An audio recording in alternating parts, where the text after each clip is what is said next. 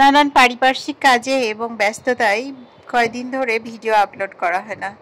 তো আজকে অনেকদিন পরে একটা নতুন ভিডিও নিয়ে চলে আসলাম।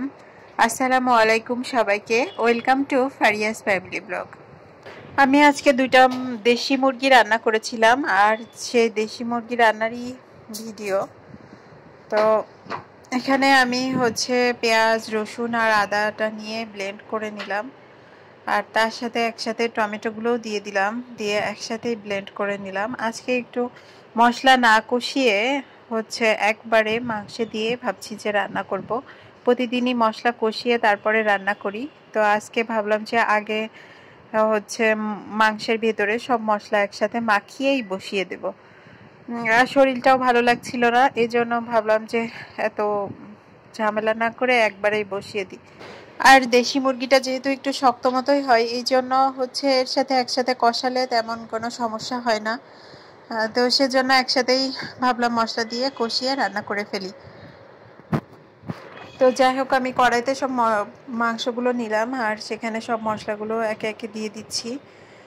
আর এখানে পেঁয়াজ বাটা, যেটা আর কি ব্লেন্ড করে নিয়েছিলাম, পেঁয়াজ বাটা, রসুন বাটা, আদা বাটা, তার সাথে টমেটোও ছিল, একসাথে আমি ব্লেন্ড করে নিয়েছি।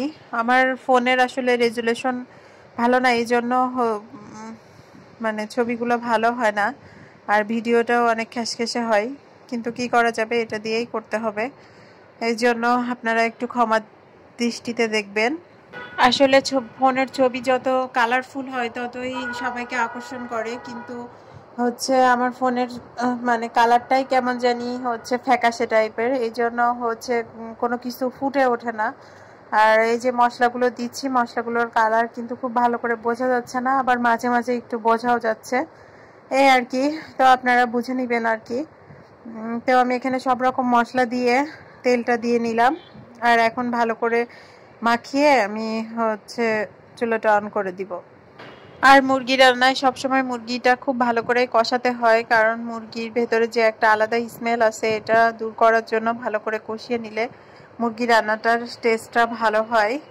এই জন্য মুরগিটা সবসময় ভালো মতো কষাতে হয়। আর আমি রান্নাটা মূলত একটু রাত্রের দিকে করেছিলাম, এই জন্য কালার শুধু চেঞ্জ হচ্ছে, একবার লাল দেখাচ্ছে, একবার হলুদ দেখাচ্ছে।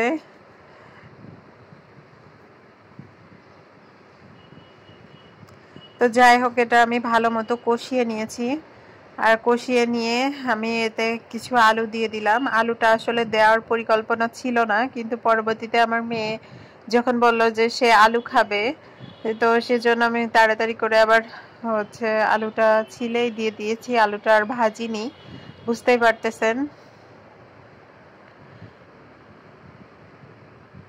আর সেই কষানোর ভেতরে যে কষাতে কষাতে আমার প্রায় অর্ধেকটা রান্না হয়ে গিয়েছিল, আর তারপরে আর একটু আলু দিয়ে কষিয়ে নিয়ে আমি ওর ভিতরে পানি দিয়ে দিলাম। আর এর মাঝে একবার কারেন্ট চলে গিয়েছিল। তারপরে এই তো কষিয়ে আমি অল্প করে পানি দিয়ে এটা মাখা মাখা করেই রান্না করেছি। আর এই তো আমার রান্না কমপ্লিট। তো কার কেমন লাগলো অবশ্যই কমেন্টে জানাবেন, আর সবাই ভালো থাকবেন, সুস্থ থাকবেন। আর এইভাবে কে কে মুরগির মাংস রান্না করেন অবশ্যই কমেন্টে জানাবেন। আল্লাহ হাফেজ।